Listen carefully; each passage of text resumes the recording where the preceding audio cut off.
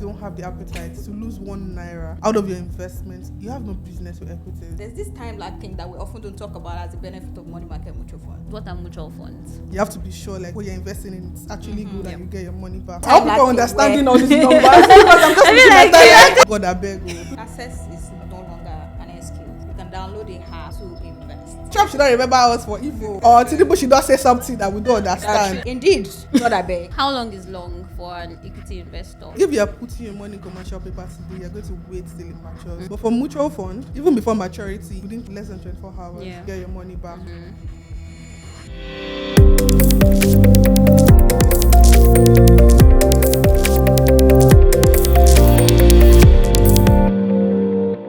Hi everyone, you're welcome to another episode of the Wall Street Journal, the podcast where finance meets real life. I'm Matilda Adefalujo, your host, and today we'll be talking about mutual funds. So we've got a lot of questions about mutual funds. What should I invest in? Why mutual funds? Why not just directly into the stock market? What should I do? When should I start? How should I start? Today, we have you covered. We have portfolio managers in the building that would be helping to demystify and help you understand what mutual funds are all about. So to my right, I have Tolani Adewunmi. Hi everyone. Juliana, Ogunkoya. It's nice to have you. Thank you for being here. So we're going to just get into it because there's been a lot of questions. If you were to explain to someone on the street and they say, "Oh, I've been hearing mutual funds. What are mutual funds?" Oh, yeah. Okay. Mutual fund, I would say it's a pool of fund, right? That we have like group of investors pulling money together, and it's managed by a professional. That's where the portfolio managers come in. Or we can say maybe a lot of people are putting money into a basket, right? But that basket is going to be managed by one person. Or you're putting all your money together. You're trusting someone to take good care of it. Yeah. And where the money is invested is what matters. Yeah. I mean, we have equity, we have fixed income, we have bonds, and a lot of investment. Yeah. So there are a lot of investments that the professional invest their money in. So I'm sure people understand equity. I mean, equity is like investing in a company, right? Those are like high risk. So we still like break that down. So they're like high risk. So depending on the investor's appetite, would determine where the portfolio manager would be investing the money in. So do you have something different? I don't think I have much to add to that, except that, it's likened to like being in a cooperative. I think that's what a lot of people can relate to. Being in a cooperative where like everybody put money in one purse, but then somebody's in charge of growing that purse. That's kind of like the role of the, like she said, the portfolio manager or the fund manager, whatever the case might be. So like, just imagine being in a cooperative, everybody pulling resources, because yours might be a little bit smaller and then the next person might be a bit bigger. And you can't go into the market and assess all these things because of several limitations, maybe knowledge, maybe assets, maybe liquidity, or maybe just the sheer size of the fund, right? So pulling it together to enjoy the same benefits a large investor might, enjoy. So I hope we'll get into that at some point, Yeah, so basically what you're saying is when I do mutual funds, I'm not necessarily picking what I'm buying. No. Is that what you're saying? No, you're not picking. Yeah, that's true. I think also basically the part where you get to choose is like the kind of mutual fund, because most kind of mutual fund handle underlying assets. Like she did say earlier, equity mutual fund, money market mutual fund, fixed income mutual fund. So depending on what your situation is, your risk appetite, like you said, you get to decide, this is kind of mutual fund. However, the professional gets to decide the nitty-gritty of like what kind of security, what kind of mutual fund instrument should we buy, what kind of money market instrument, what kind of equities should we buy. So I think we should now break it down. The equity, let's now break it down. Equity, what is equity mutual fund, what's the money market one, and what's let me start with the equity mutual fund. So I mean, we currently have the stock exchange where people buy and sell equities. So I'm trying to make people understand what equities mean. Like, equities mean investing in a company. You believe in you believe in this company's future. Maybe some people invest for dividend sake. Some people capital gain. There are different objectives for investing in equities. But it takes some special expertise to pick specific stocks you want to invest in. And not all investors have the time to pick, I'm checking, because there are like numbers, there are a lot of things to consider. Not everybody's technical. Yeah. So that's where the mutual fund comes in. I mean, you don't have the time to break down numbers or get the valuation of a company, all those big grammar. You don't have the time. Let me just give an expert this money to manage it because they've done all the work, assessing the company and investing in it. So for equity mutual fund, for different companies, they have different breakdown. For some companies, maybe like 80% of your fund is invested in equities, and 20% in fixed income, just to have a balanced portfolio in case of liquidity and all of that. But it's high risk, right? I mean, the political environment, anything can happen. That's why equities guarantee higher return, because the higher the risk you're taking, the higher the return. Let's say, for example, just recently, the capital gain tax, Trump declaring Nigeria political unrest everywhere. Yesterday was very brutal in the equities market. I mean, if you don't have the chest for equities, people were saying, don't open your portfolio. Imagine buying It's Zenith. funny that you'd say that because she could barely speak. Yes, I mean, Juliana, it was like, Juliana, how are you? She was like, Juliana, sorry. She wasn't saying anything. So it's like, as a professional that she is. And I feel like it's also important to clarify that, it's relative. Because compared to some other thing, equity mutual fund will be less risky. Compared to going into the stock market and picking individual stock, equity mutual fund is less risky. But if you compare it to money market mutual fund, it will be a little bit more risky.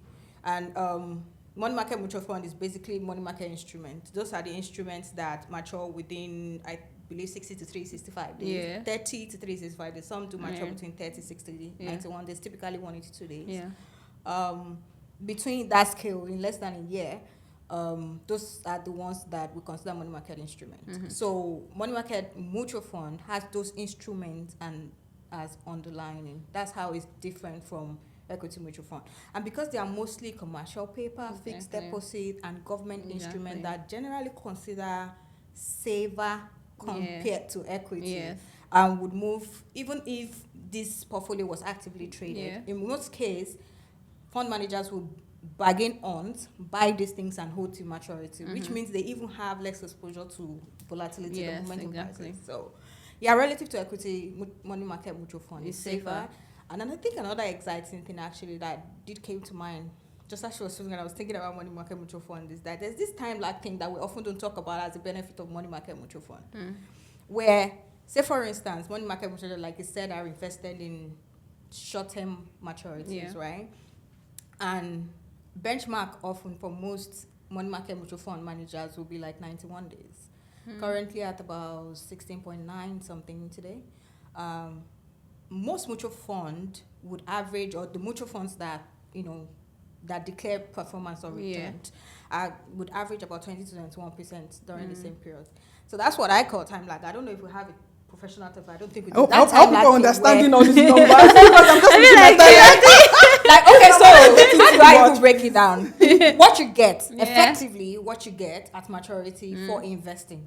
Basically your return. So if you went into the market and bought like a T-bills that mature in 91 treasury days. bills. A treasury bill that matures in 91 days. Yes.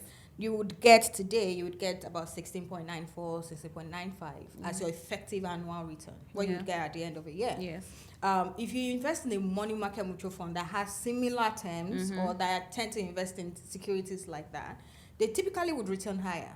As of today, an average of 21, 22%. So why is it returning higher? Perfect. Because most fund managers will buy this instrument and then hold to maturity. So if the rates were trending downward as we're currently experiencing, if you were to go to the market and buy something with a similar maturity, you'll be getting less than what your fund manager had already locked up in advance. And usually it will catch up to the market, but with about 6 months typically lag, because you still be enjoying a relatively higher return on your mutual fund than you would on like that one instrument. I get it. I think that's another exciting thing about like specifically something money else I would markets. like to mention is invest in the T-bills market. The amount of fund needed is quite high. Right. I think at least 50 million or so to go directly to the auction. 50 million, 1,000 naira. And then multipliers of such. When you don't have that much money, with 5,000 naira you can invest in money market. So it's like you have exposure to T-bills, commercial paper, without having to spend so much money. So Mm-hmm. it's cheaper. Right. Like, it's accessible to Right. investors. And you don't have to think too much about even How commercial do I papers. go? Who do They I have- call? Exactly. You know. Commercial papers as well, even though, yes, you're investing in companies, right? I mean, it still takes a lot of expertise to Yeah. understand the company you're investing in. Yeah. There's some commercial paper that default, Yeah. right? Even though we're saying it's low risk, Mm-hmm. you have to be sure, like, what you're investing in is actually good Yep. and you get your money back. So to reduce risk and just follow experts that have, like, years of experience, That's right. that's where mutual fund comes in. Yeah. So I was going to ask the question about what's the minimum amount, but I want us to also like dwell on this a bit and explain better, because to actually qualify for treasury bills, just like you said, you need a minimum of 50 million, 1,000. Unless maybe you're now buying from, say, Meristem, we have, products like that can Empty leap. that are empty leap, so you can buy 1 million naira. But let's now assume that you don't even have that 1 million naira. So that's where mutual funds come in, Right. where you have access to flex with the big guys without necessarily being a big guy. Another thing is having access to your fund in the case of emergency. Right. Yeah. For Right. mutual fund, for T-bills, you might not be able to sell like Yes. very fast. Or maybe Yes. commercial paper. Let me just use commercial paper, Yes. for example. You So it's don't, not you even don't that trade, liquid. you don't Yeah, trade not commercial liquid, yeah. paper. So if you are putting your money in commercial paper today, you're going to wait till it matures to get your money back. Yeah. But for mutual fund, even before maturity, if tomorrow you need your money, you can place within less than 24 hours. Yeah. You get your money back. Mm-hmm. So it's accessible.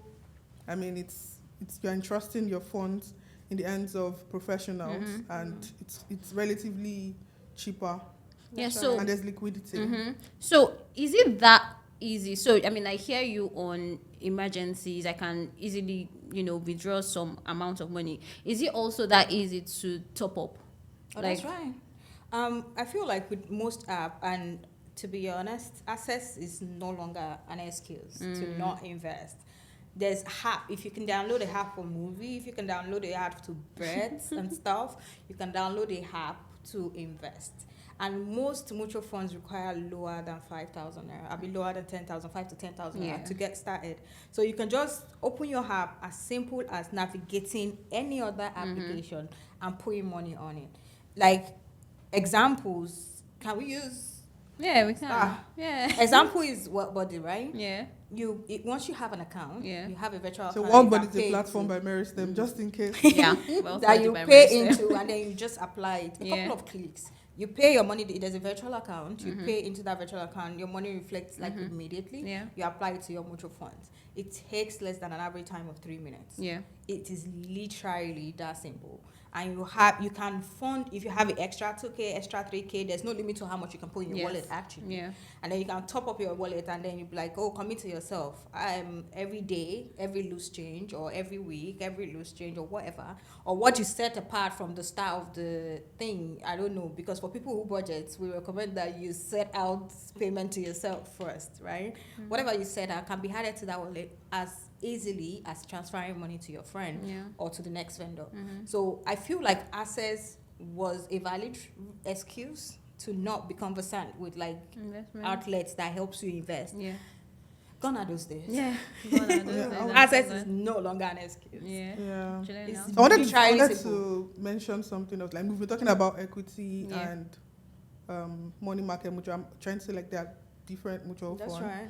There's like balanced mutual fund Yeah. that is like Combines both. combines both fixed income and equity in equal proportion, like 50%, 50%. So like the risk is quite minimal Yeah. to equity fund. And also for ethical investors, there's some investors that don't want you to invest in like unethical products like Yeah. tobacco, alcohol, and Yeah. all of those things. There's ethical mutual fund. That's right. There's also dollar mutual fund for people that want foreign Fixed currency income mutual dominated funds. investments. There's like dollar mutual. So they're like a lot of mutual fund. Another one that we're looking to start soon is like a balanced foreign mutual fund, so Yeah. that combines both foreign equity. So they're like different types. So depending on your risk appetite, depending on your investment objective, Your goal. will determine what to go for. Some investors can stand seeing 5 kobo out Yeah. of the investment. I think You have I no think business doing equity. following that really is where you come to say also how to align your interest or your goals to your choice in mutual funds, Well, right?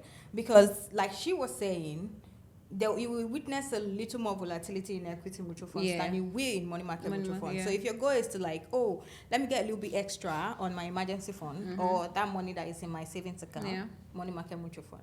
If you build that up to a little extent, you're feeling a little bit more comfortable, you're feeling a little more confident, like, okay, let's see, let me expose myself to a little bit more risks, Yeah. which would typically correlate to a little bit more reward. Equity mutual fund is a great starting place. And you can build up like that. If your goal is to put money away long term and get a steady return or steady inflow from Yeah. it, fixed income mutual fund is because that has a regular payout. Yep. And if you're looking to edge naira, then dollar mutual fund. Yeah. So it's important to understand that this mutual fund, the concept is just collecting money. Yeah. There's an underlying Assets. instrument that they will invest in or assets that they will invest in. And we have mentioned the most of them here. Yeah. That's what you would align with your goal, like I've just spoken to. So there's plenty of options to choose from. I think you can build up, start small and build up. And majority of them are now accessible on the app. Okay. So I mean, I feel like I'm trying to mirror the mind of like listeners, investors. So while I hear you on fixed income is quite safe and all of that, what happens when there is a dip in the market? What happens to my there's a dip in the equity market? mutual funds? Oh, okay. So is it because, are you saying that because it's a mutual fund, I'm shielded from whatever happens in the market? Exactly. No. It reflects Yeah. the market. It is very important to stress that there is no general, like in the literal term, risk-free investment. There's always some inherent risks, Yeah. right? And especially with equity mutual funds. Yep. Again, another thing that I feel like I should say, like besides your risk appetite being like, oh, you're a bit more confident, you can risk a little bit more to kind of wager a better return, Right. is also that you can stand volatility. You know what? That's what she actually started from. That equity market will move back and forth. Like we've just illustrated, yesterday was a particularly bad day. Today, everybody's smiling a little better than they did yesterday. So your mutual funds, particularly if it's equity, will reflect that. Like I also did say, even with money market, that is considered the safest option, right? Because of how liquid it is, because of how quickly you can remove your money, and because of how generally safe those instruments are, they have some inherent risks as well. Risks of default, risks of market movement. I did say also that, it tracks the market. Yeah. If the market is going down, to eventually, the return on there will eventually go down. If the market return is going up, return on there will eventually go up as well.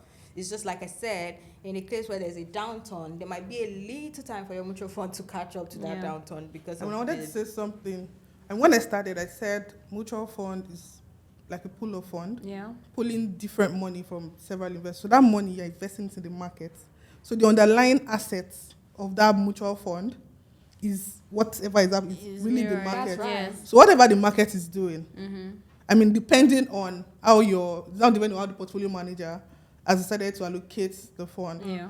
Even though the market was volatile yesterday. I mean, there were still some stocks like Presco, Como that did not decline by 10%. So there are some stocks that are quite defensive. So I think that's where diversification comes in, Yes. right? What you can't actually really attain with your 10K, with your 5K, that you get to enjoy as a function of pulling resources with other people. You get So you're not. I mean, your investment is still going to be a reflection of what is happening in the economy. That's At the end of even like I said, the money market mutual fund. I mean, at the start of the year, money market mutual fund return yield was as high as maybe 23-24%. Now it's around 20.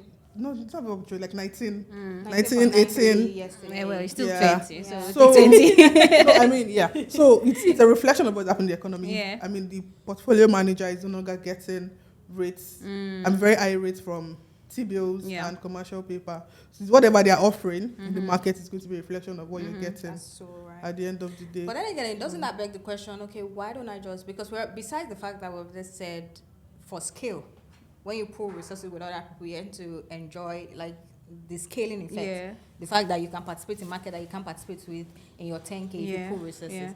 Doesn't it beg questions for people that have maybe a little bit bigger size to say, oh, okay, I might as well just go into the market myself then.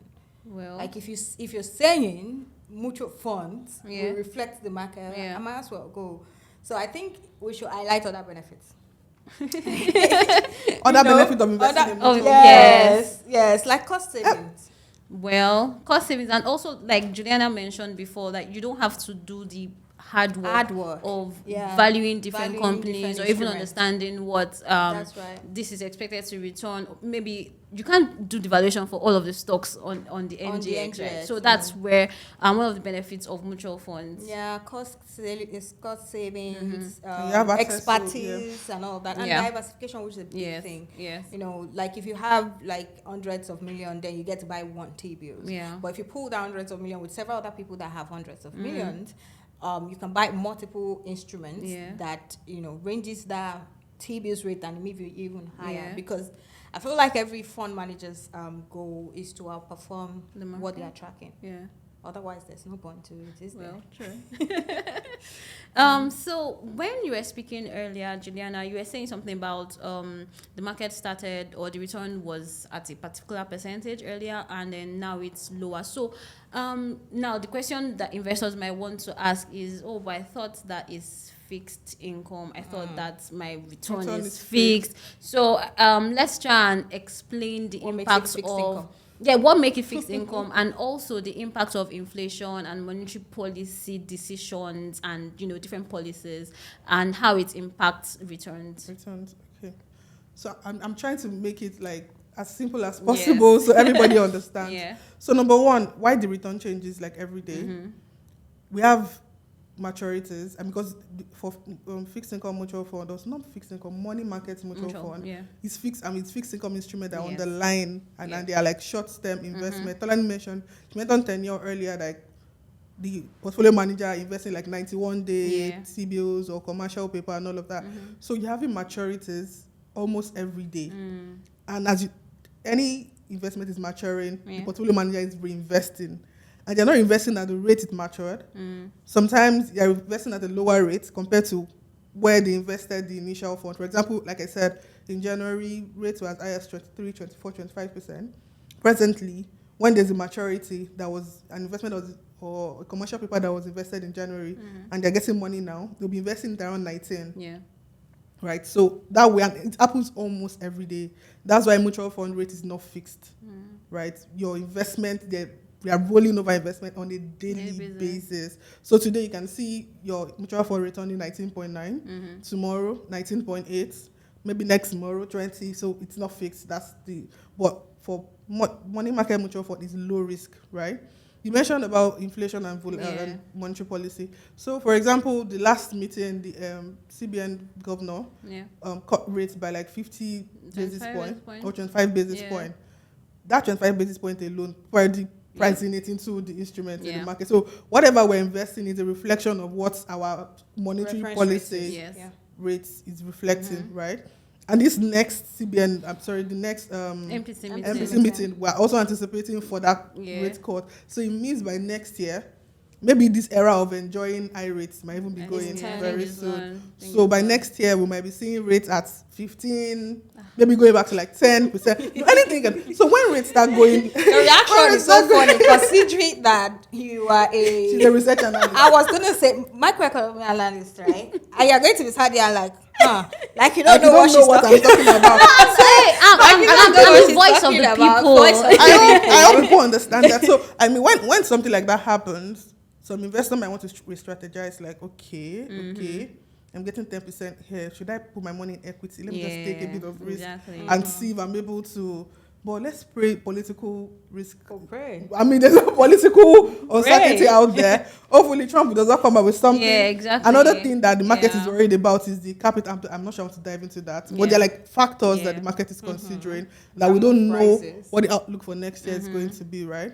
So that's how the monetary policy rate comes in. I mean, whatever direction the CBN governor is going to, that's what the market is going to reflect, basically. And for inflation, our inflation is currently 18.02. Okay. And the goal is to have a return above inflation. That makes your purchasing power better, because you're outperforming whatever the inflation is. But for fixed income, it's like a reflection of what it is now. So they're like at par. Yeah. So your purchasing power cannot be as robust compared to equity. I mean, this year equity has been somewhat good. Yeah. Yesterday return is almost 40%. Let's say 40% because yesterday Like was 37. 43% ish. Okay. So Is it for mutual funds or like no. This is for okay, equity. This is okay, for okay. equity. So I'm talking about people that edge their portfolio ahead 100%. above inflation exactly. figure. So if you're trying to, I mean, your goal should be outperforming. Yes, diversifying, outperforming. What's it called? Market. Inflation. So with inflation being 18% and equity, I mean, but at the start of the year, you really can't tell the direction equity will go, right? Last year was good. This year also looking not bad. Next year we don't know. We don't know if it's going to continue, right? We don't know. One of the very funny when analysts and portfolio managers go, let's pray. I mean, because you can't tell. You just try your best. The way you will just try your best. You guys have economic indicators that you look at. You kind of can assess which direction the market is going into. The God factor thing is so Nigerian. Well, because the situation of the economy, it's exactly what it is. It is what it is, but there is also the fact, just like she said, shocks. Yeah, well, shocks the could shock happen. aspect. I mean, So everything was stable. Exactly. I mean, Everything was had, stable until the capital gain tax came in. Then Trump just remembered. Trump just said, and then if then, is it God? Is it not policies? It's policy, but if they are coming to bomb Nigeria, won't everybody run away? God forbid. God forbid. So yeah, I mean, that's why we put the aspect of prayer that God abeg. People should not remember. No, Trump should not remember us for evil. Or people should not say something that we don't understand. Look at now, we are praying for Taiwo Indele to help us revise the capital gains tax because Ogunkoya has come up to say they will revise. We are begging. It's quite a lot. And those things those are beyond numerical metrics that you can adequately measure. Like you were just saying, like that's where we say God abeg, because declarations, economic policies, and all of those things will throw shock into the situation. A very, very brilliant case in point is yesterday versus today. The complete change in mood of investors based on something somebody said. Yeah. They haven't even promised how far the revision is going to go. Right. They haven't promised when they are going to, officially announce revision. All they've said is we would revise, and then whatever the average cost is the higher of whatever you close out at the end of the year or where you purchase that, and everybody's mood was changed. So indeed, God I beg. Those policies they go. Okay, I align now. God I beg. They go. So I wanted to conclude on the inflation part. So another thing is, I mean, we're talking about diversification, right? Maybe if you have 10,000 naira and you're looking like, okay, I don't want to get exposure to only fixed income market. You can divide it into 5,000. Okay. You can buy both equity and money market. So it's still diversification. So I mean, you're edging your risk. So if anything happens to the equity, at least you have some money. You have some money to keep. So I mean, that's another way you can diversify. I think something that did pop up in your question that might not have been directly addressed was the bit where we say if you move, why do we call it fixed income? What's fixed about the underlying instrument is that your return is promised from the go, from the jump. So if it were a long-term instrument, you get coupon typically twice a year. It could be different, but let's just go with the typical incident twice a year, right? You already know what percentage of your invested capital you're getting twice a year as coupon. That's what makes it fixed. Even if you're buying T-bills for any of the maturities that we already discussed before, the rate is promised from the jump, and that will make it fixed record. But when it comes to mutual fund, like she said, because your fund managers buy as money coming every day and all of those things, it would affect the rate at which they are reinvesting. Although fixed, right, the rate that we are returning is, let's just call it a moving fixed rate, because all the underlying return, return you're getting on those instruments are indeed fixed. But the overall basket, because we said the basket also helps you diversify into multiple instruments, the overall return would move ever so slightly every day as funds come in, as funds mature, as funds are reinvested into other fixed income instruments. I think it's important to highlight that. I think another thing that we have not really addressed is compounding as a benefit of mutual funds.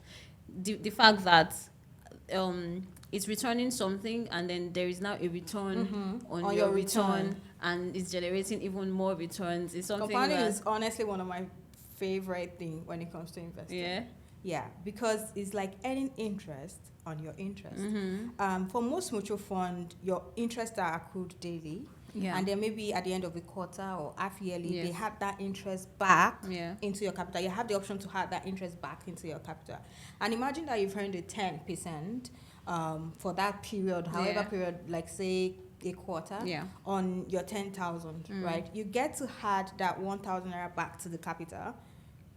And then your next 10%, assuming you continue to get 10%, is on a 10,000, 11,000 naira capital. Yeah. And that's so exciting because if you do that every quarter the entire year, your return magnifies over a very long period of time. I think that's something we gloss over that is so exciting about investing. Compounding. Do you want to add something to that?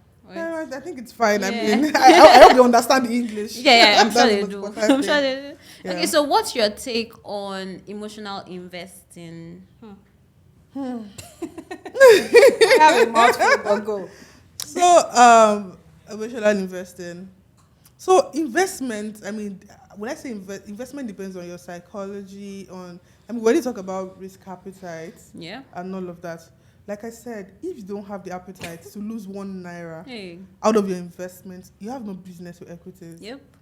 I mean, I was talking to somebody recently. He said he wants to make sharp money.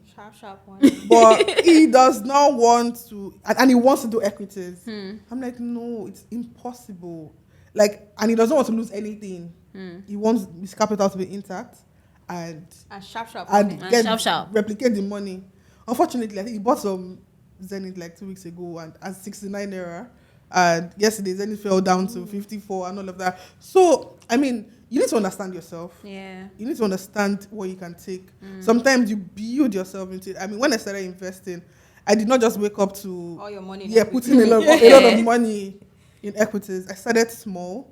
I mean, I started taking some losses and I started taking huge losses, and at a point it just become a part of that's how risky investment works. So when there is like for example, the past 3 weeks have been largely bearish. I mean, investors have been losing money almost on a daily basis.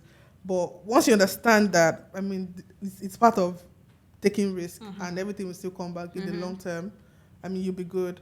So the most important thing is understand your objective. What your risk appetite is. Understand your risk appetite. Don't go for something you don't understand. You have to understand what you want to invest in. In portfolio management, they would say ability to take risks, willingness to take risks. It's one thing for you to say, I would like to take risks. I can handle it, small volatility, but then you are not able to. So let's be honest, If you've got to pay rent in like 3 months and you would like to take risks, my brother, you're not able to. Don't put your money in equity. I saw your story yesterday. Yes. Was it your one? Yes. Well, we're laughing at somebody that's gonna put their rent in the equity why would market. you put your house rent in the equities market? Don't do it. Yes. It was real. We had, where were you? Oh, you were busy being sad. We had such a good laugh about it. Why would you put it in equities market? It's so funny. So let's be honest about your willingness versus your ability to take risks. Like Juliana said, she already dwell so much on, you can split up. That's the one fun thing about mutual fund. Part here, part there. You can always split up and say, oh, okay, fine, I want to be exposed to volatility in equity that can guarantee more return. Let me put 50% here, 50% there. And you adjust based on your assessment of your need per time. Okay, I'll be needing a lot of cash flow next year. You tilt more towards, the fixed income part. It's like, a lot of money is coming in for me right now that I don't necessarily need in the near time. Equity. So you need to be able to withstand that. Don't panic, buy or sell as well. Try as much as possible to make informed decisions. I mean, that panic is very, very important. That's one of the things that makes you not an emotional investor. Yeah, I think can manage the distraction. That panic selling, I think, is also the fear of, I don't want to miss out on what is happening. So I think it comes in 2 ways. Yeah. Like, I don't want to miss out buying. I don't want to miss out selling. People said already, like, the time we got the most inquiry about portfolio management equity was because every other person, everybody, I was going to say everybody that has a mic, well, we have a mic, but like every social media person that has 1 unit of RDL was out there on Twitter and Instagram telling people to go buy RDL. The problem was a lot of people, like she said, enter when the price was high. That's emotional investing as well. Like you're like, oh, let me chase this money that everybody's chasing. And then we saw a lot of people eating the market with their mandate yesterday. They wanted to exit because they don't. So I feel like why we would have an emotional reaction to seeing your hard-earned money move like that. First point to start, like she said, assess your ability and your willingness to do it. Allocate money accordingly. And then try and approach equity investing, whether it's mutual fund or whether it's stock, as a long-term thing. I think that's where, I think that's the switch. That's where the benefit is. Like, approach it as a long-term investment. If you weathered the storm yesterday, you're probably feeling better about yourself today. As opposed to saying, oh my God, I don't want to lose another 10% and then dump it. Like, if you've assessed your decision, you're confident that you've chosen, the right fund manager, you've chosen the right stocks. Wait it out. Sometimes you can just wait out the storm and then you come out on the other. So let's try and approach money market a little bit of a short term relatively, and then equity investment longer term. But a lot of people are in the equities market to trade. That's to do different things. That's right. So how do we now explain long term, because it's relative now? Okay, so here's we were saying, like, you start with mutual fund also because you want to outsource to a specialist. If you do have the skills it takes, why not? You can trade. There are equity traders, no?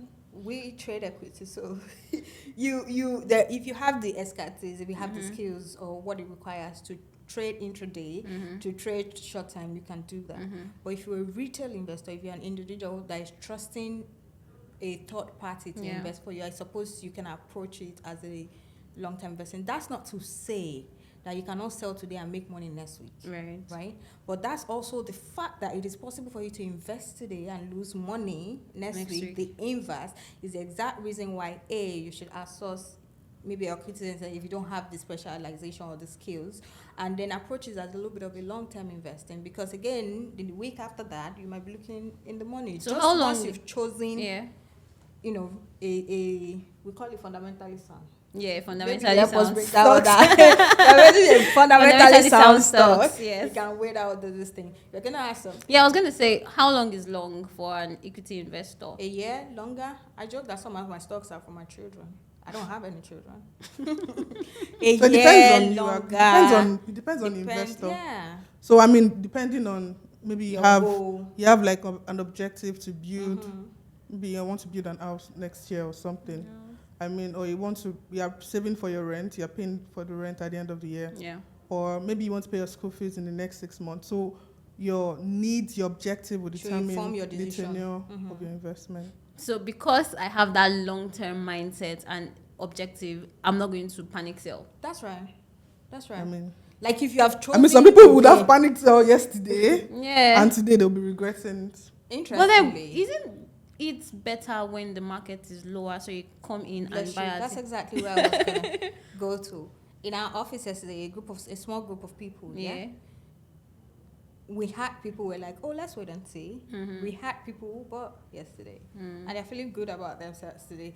Only because they've thought, like, this thing has a potential. They have done their technical analysis and fundamental analysis, like, I don't care if this thing goes further down tomorrow. This price today is good enough. Let me be one leg in. If it goes further down tomorrow, I'll just buy more. And if it doesn't, I'll know I'm in. Come on. That's right? good. So there was people that bought yesterday that are feeling very good about themselves today, despite all of the panic selling. Yesterday was the most, to a rational layman person, was the most idiotic time to buy. Because it's like, oh, everybody's running out of the market. Why you buy? What if the market crash? But somebody is looking at his Zenith at 59 and saying, damn, is it still? Yes. And they were right. Is it still? So they bought yesterday, they're feeling better about themselves. Long term, they will probably still feel much better. But even if they sold today, in the case of a trader, like you were saying, they would have made a good 9% net of fees. I think we've had a very, very good conversation. Thank you so much, guys. I learned a lot. So, guys, if you enjoyed the conversation, ensure that you like this particular video, you comment, and you subscribe, and you share. Like and subscribe. Ask questions if Yeah. And also, please send in your questions if you'd like to ask our portfolio managers some more questions. All right, so till we catch you next time. Bye.